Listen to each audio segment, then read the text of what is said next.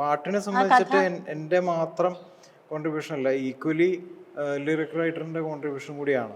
അപ്പോൾ ഈ പ്രത്യേക പാട്ടിൽ തന്നെ നമ്മൾ കണ്ണിലെ പൊയ്കയിൽ എന്ന് പറഞ്ഞാൽ ഒരു പല സ്ഥലത്തും പറഞ്ഞിട്ടുണ്ടാവും, വെള്ളം ഒരുപാടുള്ളൊരു നാട്ടിൽ നിന്നിട്ടാണ് വെള്ളമില്ലാത്തൊരു സ്ഥലത്തേക്ക്, വെള്ളം കുറവുള്ള ഒരു സ്ഥലത്തേക്ക് അവർ പോകുന്നത്. അപ്പോൾ ഏറെക്കുറെ അവരുടെ രീതിയും മാറുന്ന അങ്ങനെ തന്നെയാണ്. രീതി അപ്പോൾ കണ്ണിൽ പോലും ഒരു പൊയ്ക കാണുന്നു, അതിൽ കുഞ്ഞലമാല കാണുന്നു എന്നൊക്കെ പറയുന്ന, കണ്ണിൽ ഒരു പൊയ്ക കാണുക എന്നൊക്കെ പറയുന്നത് ഒരു ആ ഇമേജറി അദ്ദേഹം റഫീഖേട്ടൻ കൊണ്ടുവന്നത് അതാണ്. വെള്ളം, സമൃദ്ധമായ ജലമാണ് ചുറ്റും, ജങ്കാറും ഒക്കെ കണ്ടിട്ടുണ്ടാവില്ല. അപ്പൊ വെള്ളത്തുള്ളികൾ അങ്ങനെ കേൾപ്പിക്കുന്നുണ്ട് അതിനകത്ത് അല്ലേ, ആ വെള്ളം വെള്ളമാണ്, വെള്ളത്തിൽ നമ്മൾ അതിന്റെ നടുക്ക് നിൽക്കുന്ന പോലെ ഒരു ഫീല്.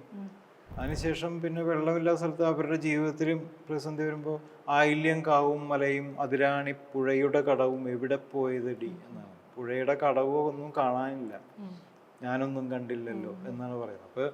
അപ്പോൾ വെള്ളമുള്ള ഒരു ഭൂമിയിൽ നിന്ന്, ഭൂമികയിൽ നിന്ന് വെള്ളമില്ലാത്തൊരു സ്ഥലത്ത് പോകുമ്പോൾ ഇതൊന്നും കാണുന്നില്ല, ഇത് ആരാ കൊണ്ടുപോയെന്നുള്ളൊരു ഇതാണ്. വെള്ളം എന്ന് പറയുന്ന ഒരു പ്രോസ്പെരിറ്റിയുടെയും കൂടി ചിഹ്നമാണല്ലോ, ഈ പ്രളയമല്ല അല്ലാതെയുള്ള വെള്ളം. അപ്പോൾ ജലസമ്പുഷ്ടിയുള്ളൊരു ഭൂമിക, ഭൂമിശാസ്ത്രം അത് ഒരു